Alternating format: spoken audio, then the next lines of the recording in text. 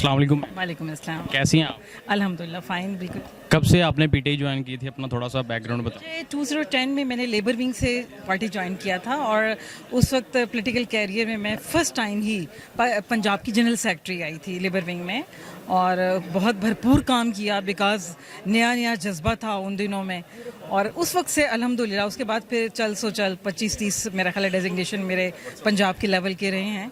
खूब काम किया, दिन रात काम किया, बेलॉस काम किया, बग़ैर किसी लालच के, बग़ैर किसी टिकट के, क्योंकि हमारे साथ ना कोई प्रॉमिस किया गया किसी किस्म का, ना हमें कोई एक्नॉलेज किया गया। मैं आज की इस कन्वेंशन में बेइंतहा खुश हूँ कि एटलीस्ट हमें एक्नॉलेज किया गया है, हमें बताया गया है कि आप भी वर्कर हैं, वरना तो ये भी नहीं था। तो एटलीस्ट अब मैं अमीन ज़की साहब की और बहुत बाकी लीडरशिप की, आमिर खान साहब की बहुत शुक्रगुजार हूँ कि एटलीस्ट उन्होंने हमारी आवाज़ को आगे पहुँचाने का एक अहद किया है। और यहाँ मैं आपको एक बहुत हैरत अंगेज़ बात बताऊँ कि I was the first one जिसने हामिद खान साहब की कॉन्स्टिट्यूशन जो हमारा पीटीआई का है उसकी उर्दू ट्रांसलेशन मैंने कराई थी।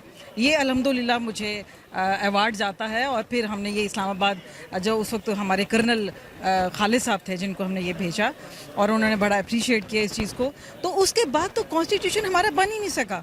आपको पता ही है कि बनते रहे, टूटते रहे, बनते रहे, ख़त्म होते रहे, तो उसके बाद स्टेबिलिटी नहीं है हमारे कॉन्स्टिट्यूशन में। ये एक बहुत अफसोस की बात है। तो इसका मतलब ये हुआ कि पुराना 100 दिन, तो वो अब भी अल्हम्दुलिल्लाह हम सब जितने भी पुराने वर्कर्स हैं आज भी खान साहब के साथ खड़े हैं।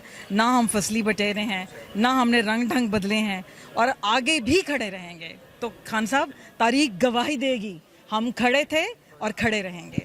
क्या लगता है कि जब खान साहब इक़्तिदार में आए थे वो आप लोगों को ऊपर नहीं लेकर आना चाह रहे थे, या जो उनके इर्द गिर्द लोग थे वो उन लोगों ने आपको ऊपर आने नहीं दिया? आपने बहुत ही खूबसूरत सवाल किया है। मैं चीफ कोऑर्डिनेटर थी सरवर साहब की, उनके इलेक्शन सेल की, और हमें एंड पर यह कहा गया कि जी हमारी पेड खवातीन जो हैं वो आपको पसंद नहीं करती, तो इसलिए हम आपको आगे नहीं ला सकते। तो ये एक बड़ी दुख की बात है कि ऐसे लोग जो पीटीआई में नौवारिद थे, जो इलेक्टेड नहीं थे, सिलेक्टेड थे, और उन लोगों की वजह से हम लोग मारे गए। तो हम ये नहीं कहते कि हमें क्यों नहीं आगे लाया गया, बट मैं ये तो कहती हूँ ना कि हमें एक्नॉलेज करें। तो खान साहब प्लीज़ हमें सर्टिफिकेट्स दें, हमारे साथ मीटिंग करें, हमें अप्रिशिएट करें। हम आपसे ओहदे नहीं मांगते, हम काम कर रहे हैं, हम काम करते रहेंगे टिल द डेथ, हम काम करते रहेंगे। बिकॉज मैं ये समझती हूँ कि हम पीटीआई के लिए काम नहीं करें, हम पाकिस्तान के लिए काम करें, हम अपने फ्यूचर के लिए काम करें, अपने बच्चों के फ्यूचर के लिए काम करें, और करते रहेंगे। कोई चीज़ नहीं चाहिए सिवाय अप्रिसिएशन के। आप पीटीआई की काफ़ी पुरानी वर्कर्स हैं और आपने पीटीआई के लिए काफ़ी काम भी किया। अब जिन हालात में पीटीआई लग रही है, आपको क्या लगता है कि इन हालात से मुश्किल आसानी से निकल जाएगी?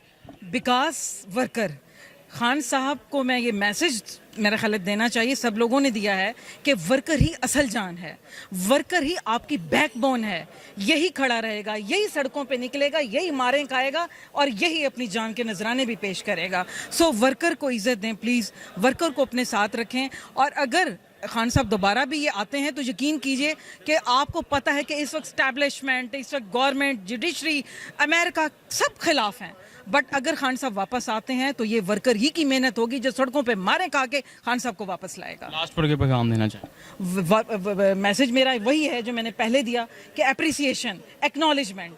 तो वर्कर को एक्नॉलेज करें, वर्कर को प्लीज़, वर्कर के सर पे हाथ रखें, उनको शफकत चाहिए, उनको अप्रिसिएशन चाहिए।